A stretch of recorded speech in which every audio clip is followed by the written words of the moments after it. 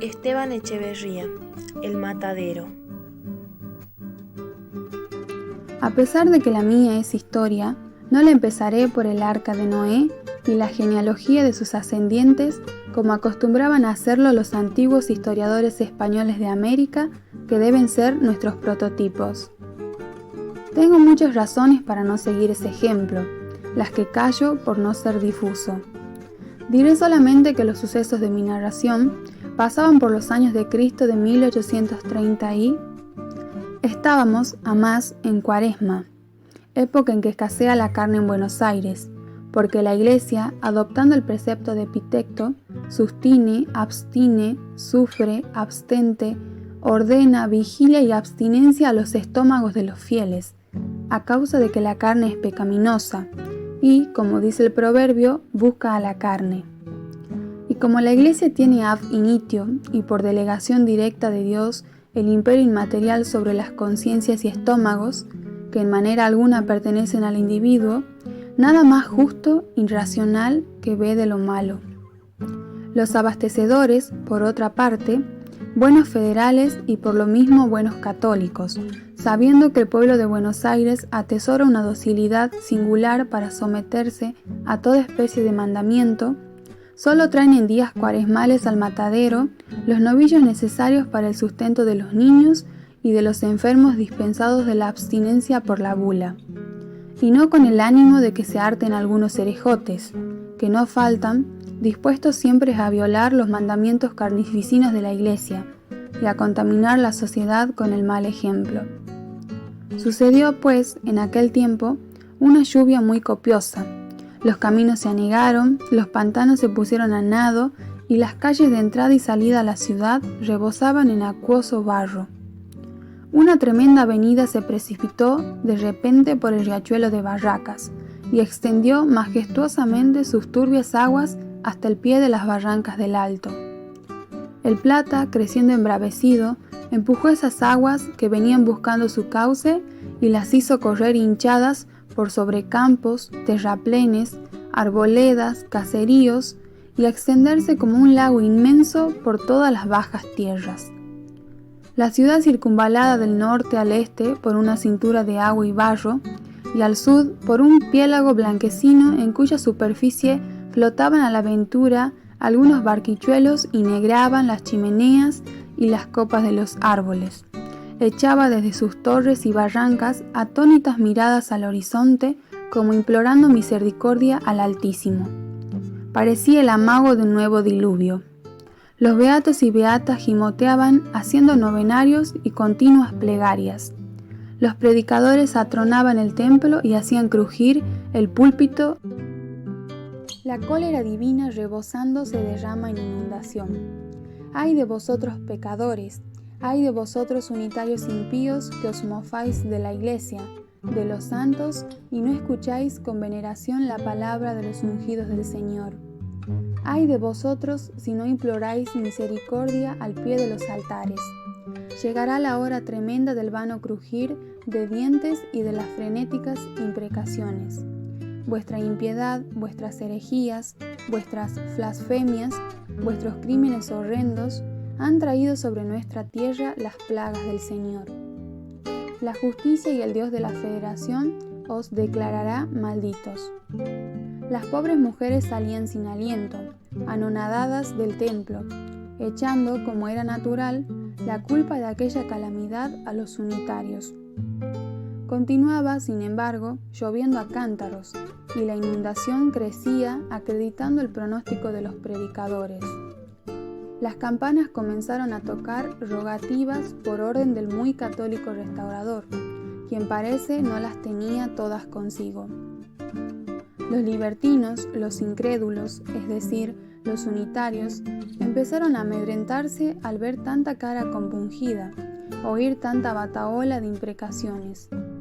Se hablaba ya, como de cosa resuelta, de una procesión en que debía ir toda la población descalza y a cráneo descubierto, acompañando al Altísimo, llevado bajo palio por el obispo, hasta la barranca de Balcarce, donde millares de voces conjurando al demonio unitario de la inundación debían implorar la misericordia divina. Feliz o mejor, desgraciadamente, pues la cosa habría sido de verse. No tuvo efecto la ceremonia, porque bajando el Plata, la inundación se fue poco a poco escurriendo en su inmenso lecho sin necesidad de conjuro ni plegarias. Lo que hace principalmente a mi historia es que por causa de la inundación estuvo 15 días el matadero de la Convalecencia sin ver una sola cabeza vacuna, y que en 1 o 2 todos los bueyes de quinteros y aguateros se consumieron en el abasto de la ciudad. Los pobres niños y enfermos se alimentaban con huevos y gallinas, y los gringos y herejotes bramaban por el beef stick y el asado. La abstinencia de carne era general en el pueblo, que nunca se hizo más digno de la bendición de la iglesia, y así fue que llovieron sobre él millones y millones de indulgencias plenarias.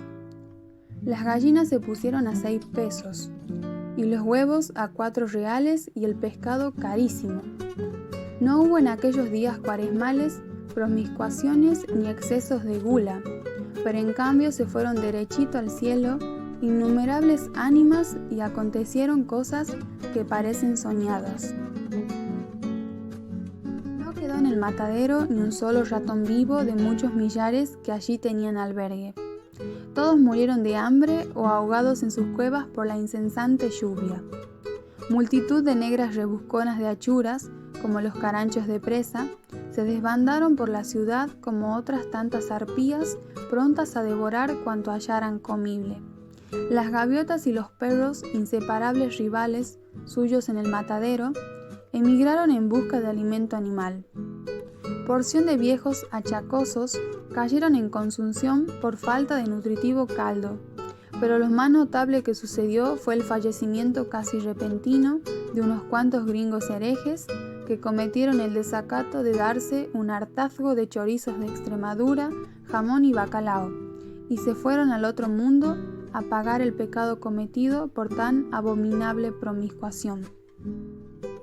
Algunos médicos opinaron que si la carencia de careo continuaba, medio pueblo caería en síncope por estar los estómagos acostumbrados a su corroborante jugo, y era de notar el contraste entre estos tristes pronósticos de la ciencia y los anatemas lanzados desde el púlpito por los reverendos padres contra toda clase de nutrición animal y de promiscuación en aquellos días destinados por la Iglesia al ayuno y la penitencia. Se originó de aquí una especie de guerra intestina entre los estómagos y las conciencias, atizada por el inexorable apetito y las no menos inexorables vociferaciones de los ministros de la Iglesia, quienes, como es su deber, no transigen con vicio alguno que tienda a relajar las costumbres católicas, a lo que se agregaba el estado de flatulencia intestinal de los habitantes, producido por el pescado y los porotos y otros alimentos algo indigestos. Esta guerra se manifestaba por sollozos y gritos descompasados en la peroración de los sermones y por rumores y estruendos subitáneos en las casas y calles de la ciudad o donde quiera concurrían gentes. Alarmóse un tanto el gobierno, tan paternal como previsor, del restaurador, creyendo aquellos tumultos de origen revolucionario y atribuyéndolos a los mismos salvajes unitarios, cuyas impiedades, según los predicadores federales, habían traído sobre el país la inundación de la cólera divina. Tomó activas providencias, desparramó sus esbirros por la población y por último, bien informado, promulgó un decreto tranquilizador de las conciencias y de los estómagos, encabezado por un considerando muy sabio y piadoso para que a todo trance y arremetiendo por agua y todo, se trajese ganado a los corrales. En efecto, el 16º día de la carestía víspera del Día de Dolores, entró a nado por el paso de Burgos al matadero del Alto una tropa de 50 novillos gordos, cosa poca por cierto para una población acostumbrada a consumir diariamente de 250 a 300, y cuya tercera parte al menos gozaría del fuero eclesiástico de alimentarse con carne. Cosa extraña que haya estómagos privilegiados y estómagos sujetos a leyes inviolables, y que la Iglesia tenga la llave de los estómagos. Pero no es extraño, supuesto que el diablo con la carne suele meterse en el cuerpo y que la Iglesia tiene el poder de conjurarlo, El caso es reducir al hombre a una máquina cuyo móvil principal no sea su voluntad, sino la de la Iglesia y el gobierno. Quizá llegue el día en que sea prohibido respirar aire libre, pasearse y hasta conversar con un amigo, sin permiso de autoridad competente. Así era, poco más o menos, en los felices tiempos de nuestros beatos abuelos, que por desgracia vino a turbar la Revolución de Mayo. Sea como fuera, a la noticia de la providencia gubernativa, los corrales del Alto se llenaron, a pesar del barro, de carniceros, achuradores y curiosos, quienes recibieron con grandes vociferaciones y palmoteos los 50 novillos destinados al matadero. «Chica, pero gorda», exclamaban. «¡Viva la Federación! ¡Viva el restaurador!», porque han de saber los lectores que en aquel tiempo la Federación estaba en todas partes, hasta entre las inmundicias del matadero, y no había fiesta sin restaurador, como no hay sermón sin San Agustín. Cuentan que al oír tan desaforados gritos, las últimas ratas que agonizaban de hambre en sus cuevas se reanimaron y echaron a correr, desatentadas, conociendo que volvían a aquellos lugares la acostumbrada alegría y la algazara precursora de abundancia. El primer novillo que se mató fue todo entero de regalo al restaurador, hombre muy amigo del asado. Una comisión de carniceros marchó a ofrecérselo a nombre de los federales del matadero, manifestándole en voz su agradecimiento por la acertada providencia del gobierno, su adhesión ilimitada al restaurador y su odio entrañable a los salvajes unitarios, enemigos de Dios y de los hombres. El restaurador contestó a la arenga, rinforzando sobre el mismo tema, y concluyó la ceremonia con los correspondientes vivas y vociferaciones de los espectadores y actores. Es de creer que el restaurador tuviese permiso especial de su ilustrísima para no abstenerse de carne, porque siendo tan buen observador de las leyes, tan buen católico y tan acérrimo protector de la religión, no hubiera dado mal ejemplo aceptando semejante regalo en día santo. Siguió la matanza y en un cuarto de hora 49 novillos se hallan tendidos en la playa del matadero, desollados unos, los otros por desollar. El espectáculo que ofrecía entonces era animado y pintoresco, aunque reunía todo lo horriblemente feo, inmundo y deforme de una pequeña clase proletaria peculiar del Río de la Plata. Pero para que el lector pueda percibirlo a un golpe de ojo preciso es hacer un croquis de la localidad.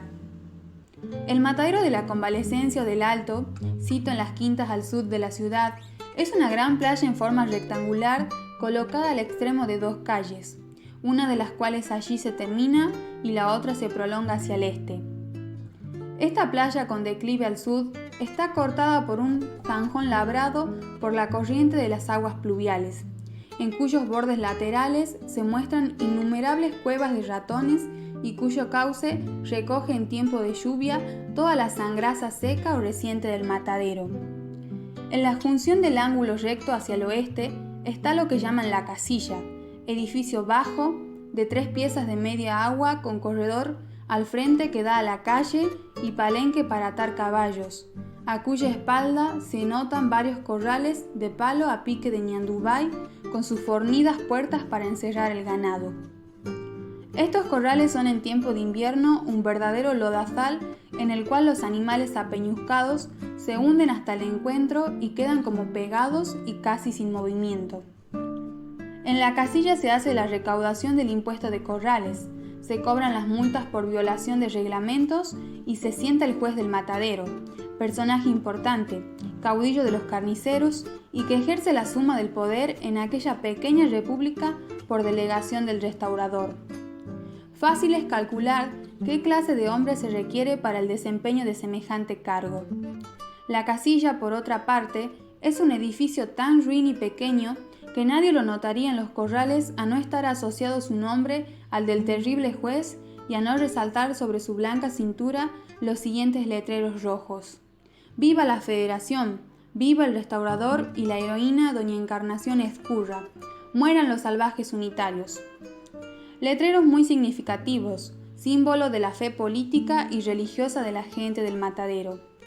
Pero algunos lectores no sabrán que la tal heroína es la difunta esposa del restaurador, patrona muy querida de los carniceros, quienes ya muerta la veneraban como viva por sus virtudes cristianas y su federal heroísmo en la revolución contra Balcarce. Es el caso que en un aniversario de aquella memorable hazaña de la Mazorca, los carniceros festejaron con un espléndido banquete en la casilla a la heroína, banquete a que concurrió con su hija y otras señoras federales, y que allí, en presencia de un gran concurso, ofreció a los señores carniceros en un solemne brindis su federal patrocinio, por cuyo motivo ellos la proclamaron entusiasmados patronos del matadero, estampando su nombre en las paredes de la casilla, donde se estará hasta que lo borre la mano del tiempo. La perspectiva del matadero a la distancia era grotesca, llena de animación. 49 reses estaban tendidas sobre sus cueros, y cerca de 200 personas hollaban aquel suelo de lodo regado con la sangre de sus arterias. En torno de cada res resaltaba un grupo de figuras humanas, de tez y razas distintas. La figura más prominente de cada grupo era el carnicero, con el cuchillo en mano, brazo y pecho desnudo, cabello largo y revuelto, camisa y chiripá y rostro embadurnado de sangre.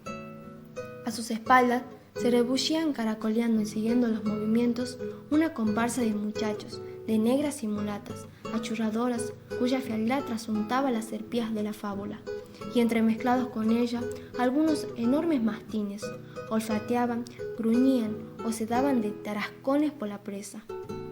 40 y tantas carretas toldadas, con negruzco y pelado cuero, se encalonaban irregularmente a lo largo de la playa, y algunos jinetes, con el poncho calado y el lazo prendido al tiento, cruzaban por entre ellas al tronco y, reclinadas sobre el pescuezo de los caballos, echaban ojo indolente sobre uno de aquellos animados grupos.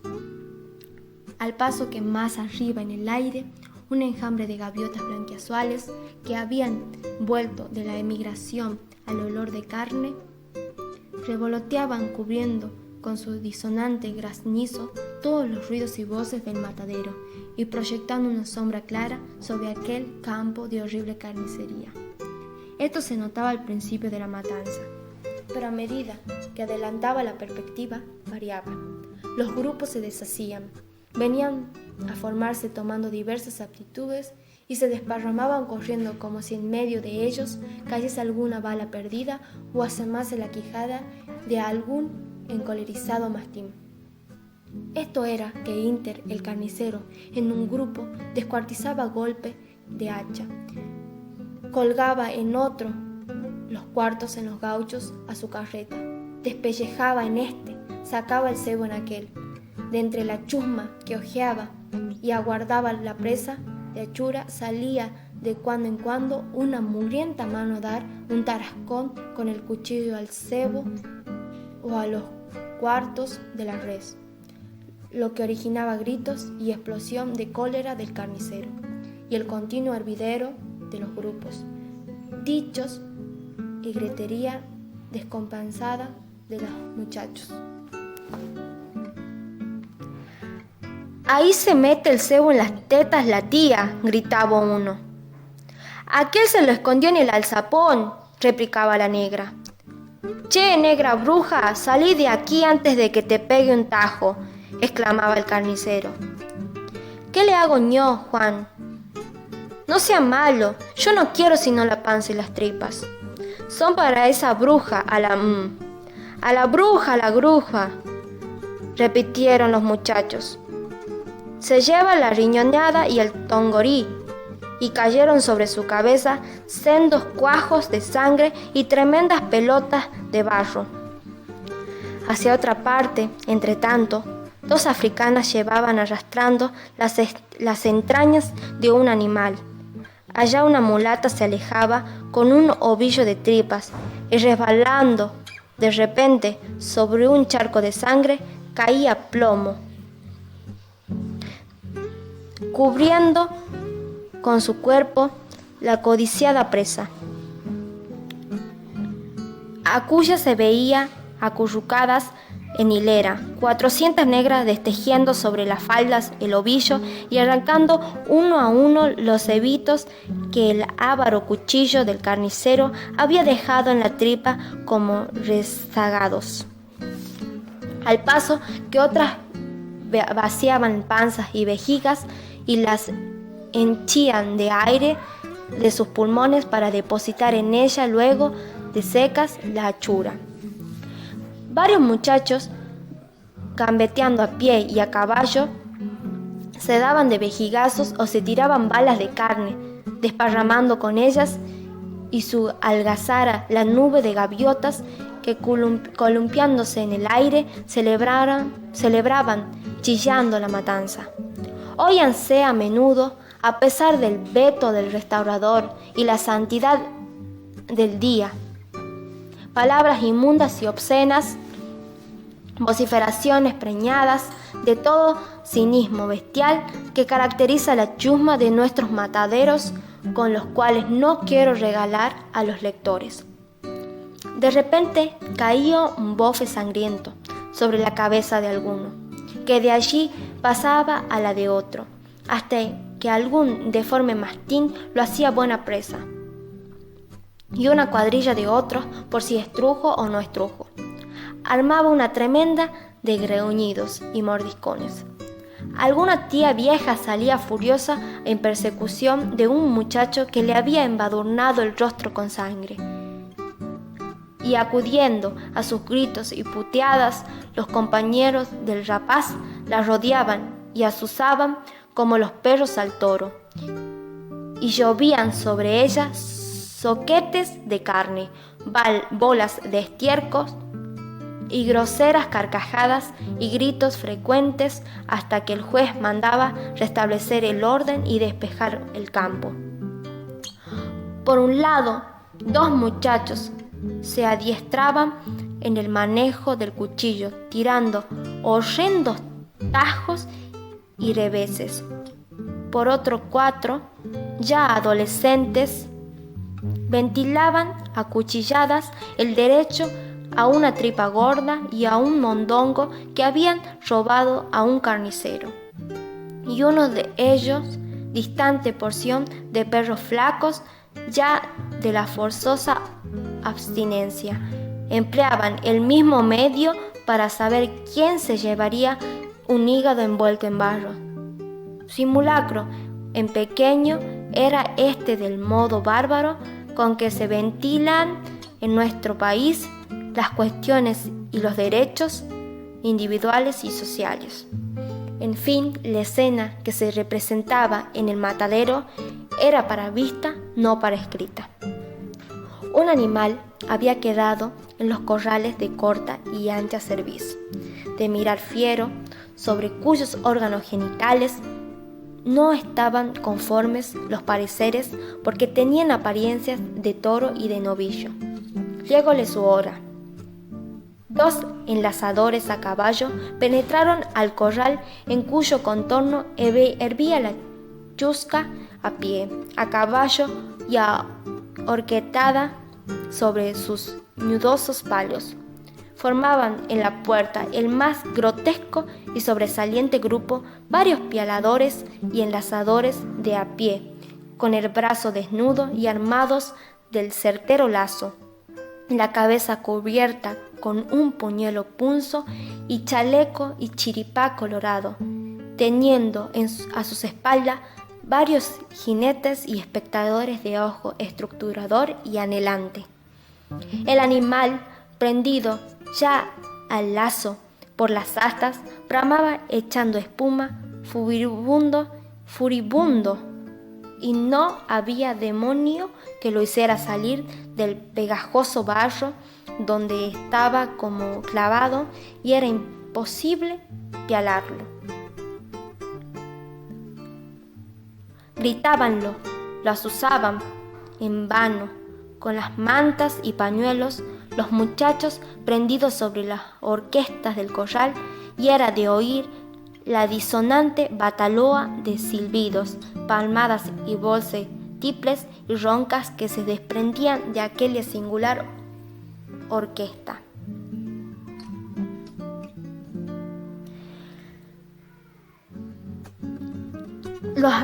Los dichorrachos, las exclamaciones chistosas y obscenas rodaban de boca en boca, y cada cual hacía alarde espontáneamente de su ingenio y de su agudeza, excitado por el espectáculo o picado por el aguijón de alguna lengua locuaz. Hijo de... en el toro, al diablo los torunos del azul, mal allá el tropero que nos da gato por liebre.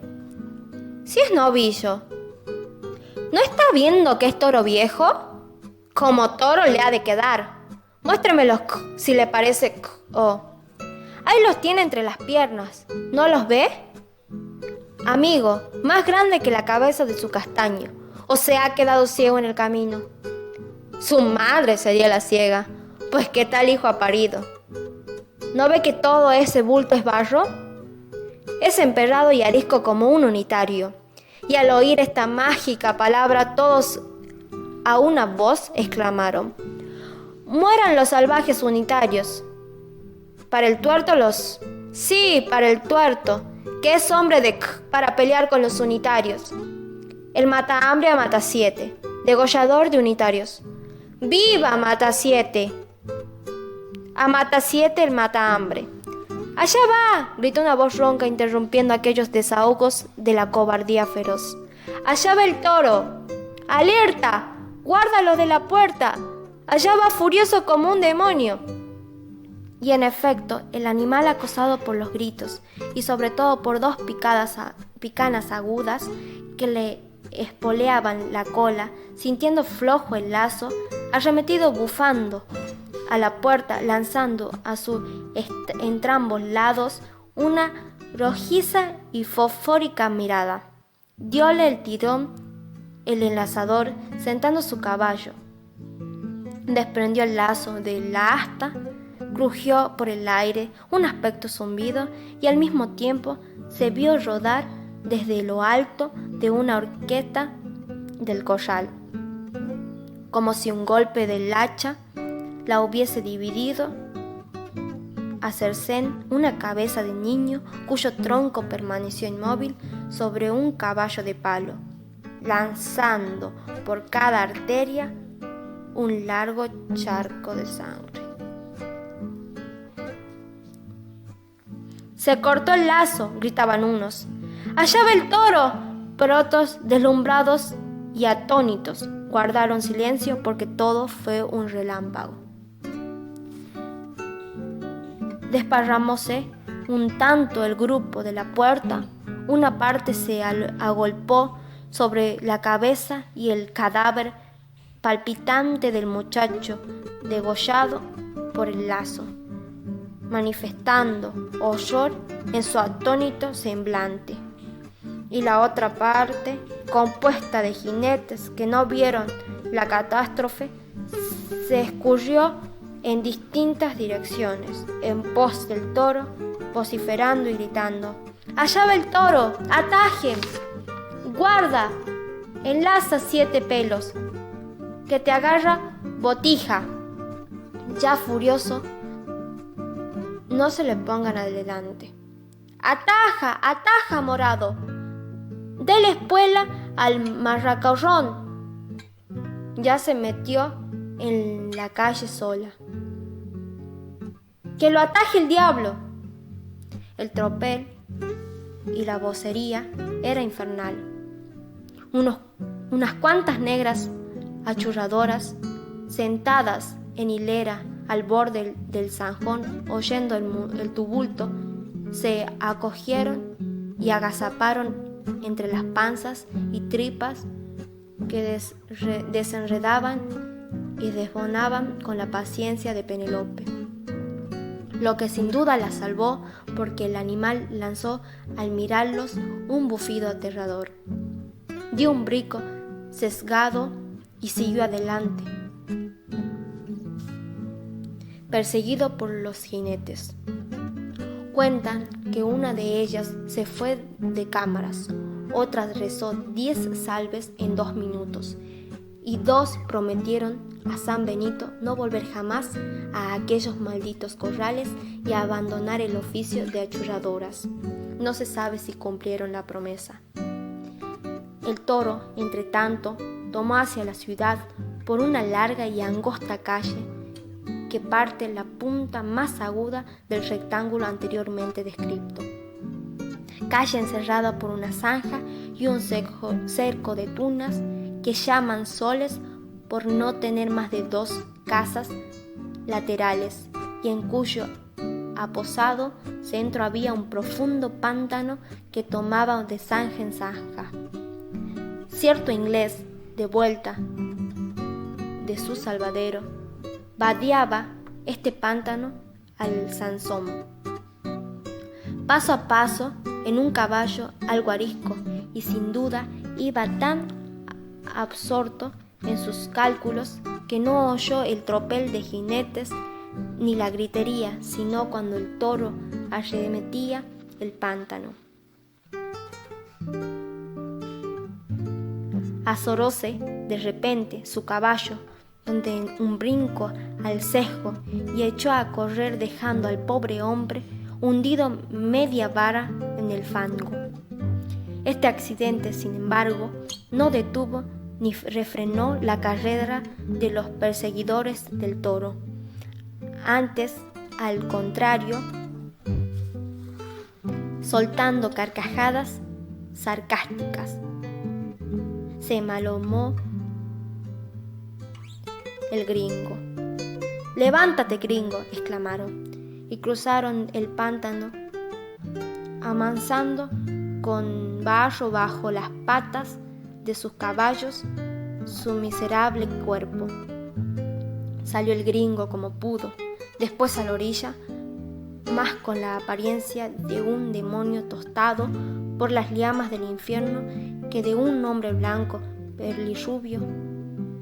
Más adelante, al grito de «¡Al toro, al toro!», 4 negros achuradores que se retiraban con su presa se zambulleron en la zanja llena de agua, único refugio que les quedaba. El animal, entre tanto, después de haber corrido unas 20 cuadras en distintas direcciones, azorando con su presencia a toda viviente, se metió por la tranquera de una quinta, donde halló su perdición. Aunque cansado, manifestaba bríos y coléricos ceño, pero rodeábalo una zanja profunda y un tupido cerco de pintas, y no había escape. Juntáronse luego sus perseguidores, que se hallaban desbandados, y resolvieron llevarlo en un señuelo de bueyes para que se aspiase su atentado en el lugar mismo donde lo había cometido. 1 hora después de su fuga, el toro estaba otra vez en el matadero, donde la poca chusma que había quedado no hablaba sino de sus fechorías. La aventura del gringo en el pántano excitaba principalmente la risa y el sarcasmo. Del niño degollado por el lazo no quedaba sino un charco de sangre. Su cadáver estalla en el cementerio. Enlazaron muy luego por las astas al animal, que brincaba haciendo hincapié y lanzando roncos bramidos. Echáronle 1, 2, 3 piales, pero infructuosos. Al cuarto quedó prendido de una pata. Su brío y su furia redoblaron, su lengua, estirándose convulsiva, enrojaba espuma, su nariz humo, sus ojos miradas encendidas.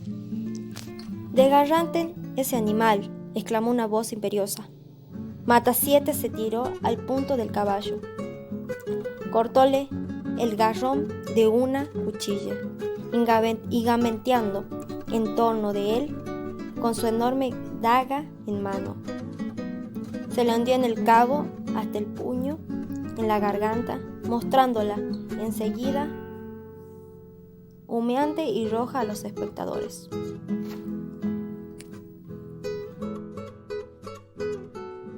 Brotó un torrente de la herida, exhaló algunos bramidos roncos y cayó el soberbio animal entre los gritos de la chusma que proclamaban a Matasiete vencedor y le adjudicaban en premio el matambre. Matasiete extendió, como orgulloso, por segunda vez el brazo y el cuchillo ensangrentado. y se agachó a desollarlo con otros compañeros. Faltaba que resolver la duda sobre los órganos genitales del muerto, clasificando provisoriamente de toro por su indomable fiereza. Pero estaban todos tan fatigados de la larga tarea que lo echaron por lo pronto en olvido.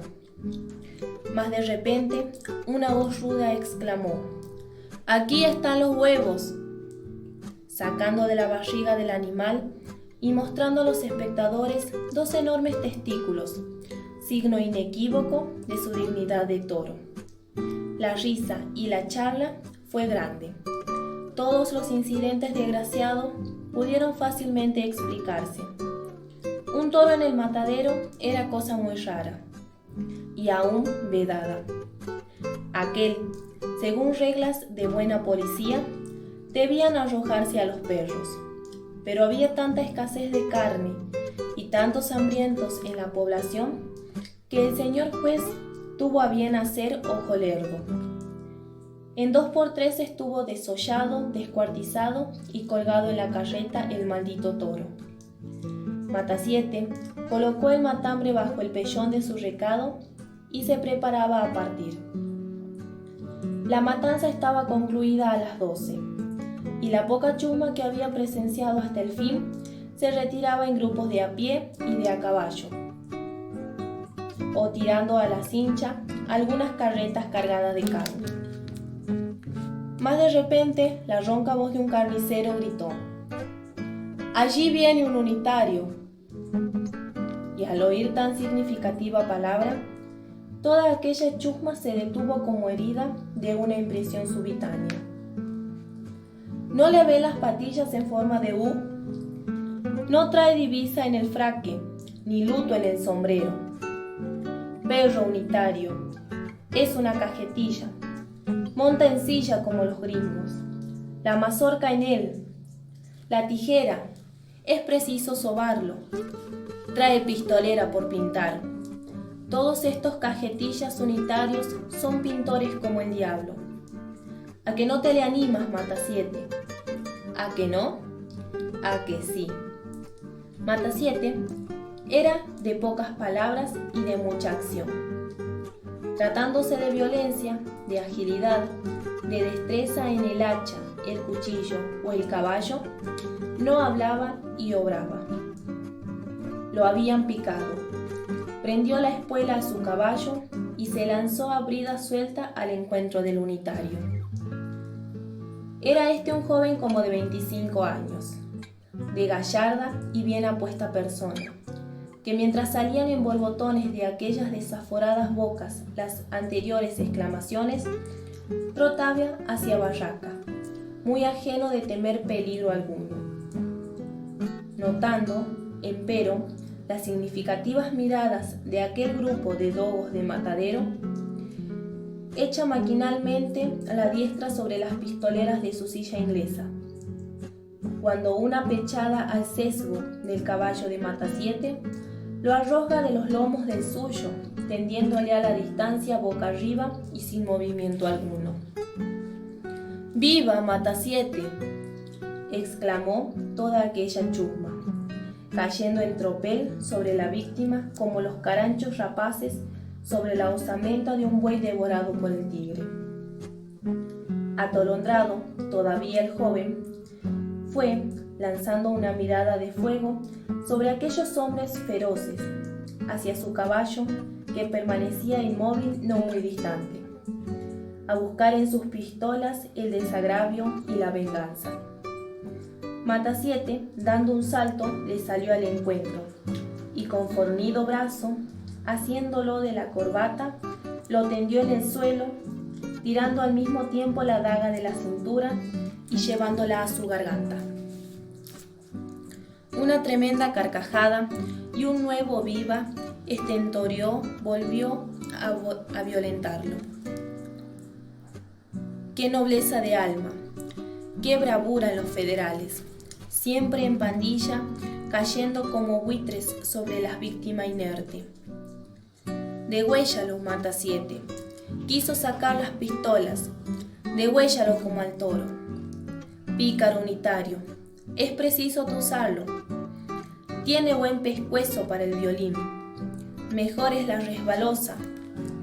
Probaremos, dijo Matasiete, y empezó sonriendo a pasar el filo de su daga por la garganta del caído, mientras con la rodilla izquierda le comprimía el pecho y con la siniestra mano le sujetaba por los cabellos. «No, no lo degüellen», exclamó de lejos la voz importante del juez del matadero que se acercaba a caballo. «A la casilla con él, a la casilla. Preparen la mazorca y las tijeras. Mueran los salvajes unitarios. Viva el restaurador de las leyes. Viva Matasiete. Mueran, vivan», repitieron en coro los espectadores, y atándolo codo con codo, entre mosquetes y tirones, entre vociferaciones e injurias, arrastraron al infeliz joven al banco del tormento, como los sayones al Cristo. La sala de la casilla tenía en su centro una grande y fornida mesa de la cual no salían los vasos de bebida y los naipes, sino para dar lugar a las ejecuciones y a las torturas de los sayones federales del matadero. Notábase además, en los rincones, otra mesa chica con recado de escribir y un cuaderno de apuntes, y porción de sillas entre las que resaltaba un sillón de brazos, destinado para el juez.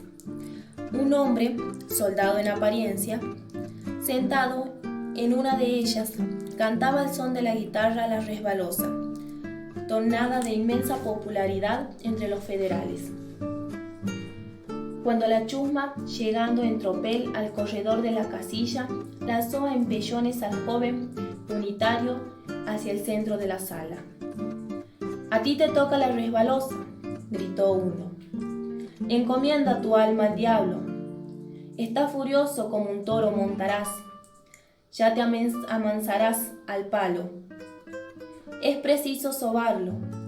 Por ahora, verga y tijera. Si no, la vela. Mejor será la mazorca». «Silencio y sentarse», exclamó el juez, dejándose caer sobre un sillón.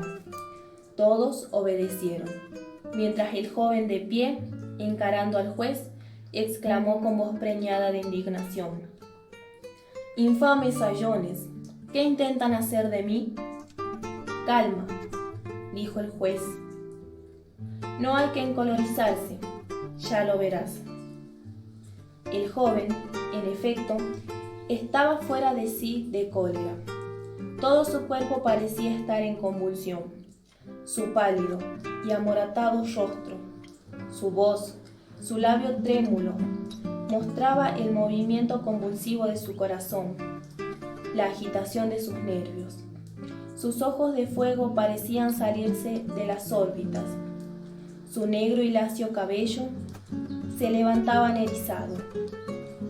Su cuello desnudo y la pechera de su camisa dejaban entrever el latido violento de sus arterias y la respiración anhelante de sus pulmones. «¿Tiemblas?», dijo el juez. «De rabia porque no puedo sofocarte entre mis brazos».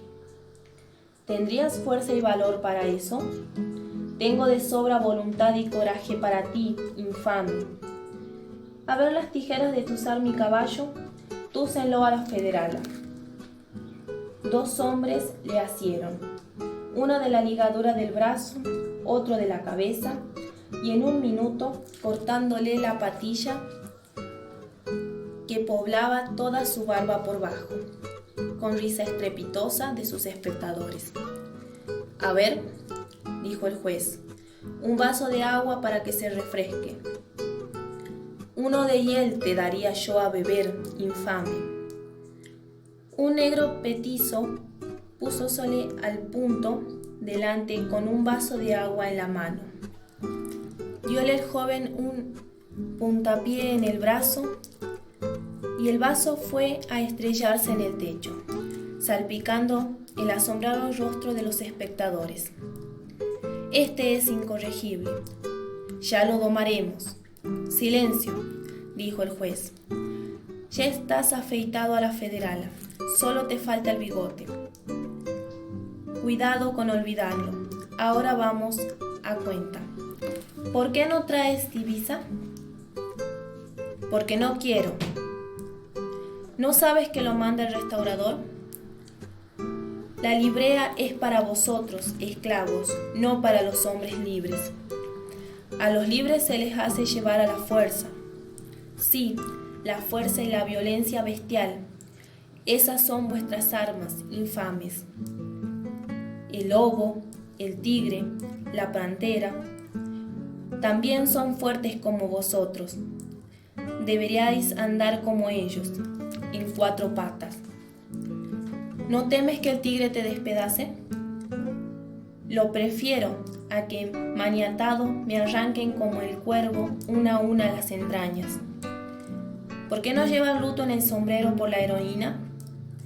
Porque lo llevo en el corazón por la patria que vosotros habéis asesinado, infames. ¿No sabes que así lo dispuso el restaurador? Lo dispusisteis vosotros, esclavos, para lisgonear el orgullo de vuestro señor y tributarle vasallaje, infame. Insolente, te has embravecido mucho, te haré cortar la lengua si chistas. Abajo los calzones, a ese mentecato cajetilla, y a nalga pelada denle verga, bien atado sobre la mesa. Apenas articuló esto el juez, 4 sayones salpicados de sangre suspendieron al joven y lo tendieron largo a largo sobre la mesa, comprimiéndole todos sus miembros. Primero desgollarme que desnudarme, infame canalla. Atáronle un pañuelo a la boca y empezaron a tironear sus vestidos. Encogíase el joven, pateaba, hacía rechinar los dientes. Tomaban ahora sus miembros, la flexibilidad del junco, ora la dureza del fierro, y su espina dorsal era el eje de un movimiento parecido al de la serpiente. Gotas de sudor fluían por su rostro, grandes como perlas. Echaban fuego sus pupilas, su boca espuma, y las venas de su cuello y frente renegreaban el relieve sobre los blancos cutis como si estuvieran repleta de sangre. «Átenlo, primero», exclamó el juez. «Está rugiendo de rabia», articuló un sayón. En un momento liaron sus piernas en ángulo a los 4 pies de la mesa, volcando su cuerpo boca abajo. Era preciso hacer igual operación con las manos, para lo cual soltaron las ataduras que les comprimían en la espalda. Sintiéndoselas libre el joven por un movimiento brusco en el cual pareció agotar todas sus fuerzas y vitalidad. Se incorporó primero sobre su brazo, después sobre sus rodillas y se desplomó al momento murmurando: «Primero desgollarme que desnudarme, infame canalla». Sus fuerzas se habían agotado. Inmediatamente quedó atado en cruz y empezaron la obra de desnudarlo. Entonces un torrente de sangre brotó a borbollones de la boca y las narices del joven, y extendiéndose empezó a caer a chorros por entre ambos lados de la mesa. Los sayones quedaron inmóviles y los espectadores estupefactos. «Reventó de rabia el salvaje unitario», dijo uno. «Tenía un río de sangre en las venas», articuló otro. «Pobre diablo, queríamos únicamente divertirnos con él y tomó las cosas demasiado a lo serio», exclamó el juez, frunciendo el ceño de tigre. «Es preciso dar parte. Desátenlo y vamos». Verificando la orden, echaron la llave a la puerta y un momento se escurrió la chusma en pos del caballo del juez cabizbajo y taciturno. Los federales habían dado fin a una de sus innumerables proezas. En aquel tiempo, los carniceros degolladores del matadero eran los apóstoles que propagaban a verga y puñal la Federación Rosina. Y no es difícil imaginarse qué federación saldría de sus cabezas y cuchillas. Llamaban ellos salvajes unitarios conforme a la jerga inventada por el restaurador, patrón de la cofridia, a todo el que no era degollador, carnicero, ni salvaje, ni ladrón, a todo hombre decente y de corazón bien puesto, a todo patriota, ilustrado, amigo de las luces y de la libertad. Y por el suceso anterior, puede verse a la clara que el foco de la federación estaba en el matadero.